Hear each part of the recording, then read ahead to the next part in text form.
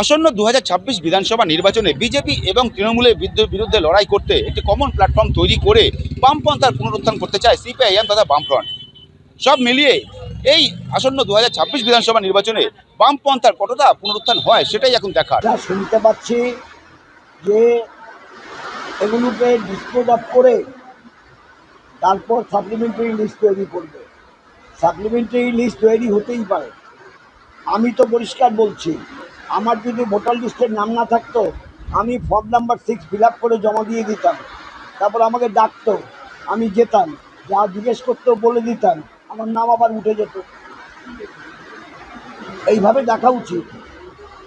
মানে জটিলতা হয়েছে, জটিলতার জন্য নির্বাচন কমিশনের দায় দায়িত্ব আছে, নেই তা না, কিন্তু এখন এইভাবে ছাড়া নিষ্পত্তি হবে না। আর নিষ্পত্তি করার জন্য উড়িষ্যার থেকে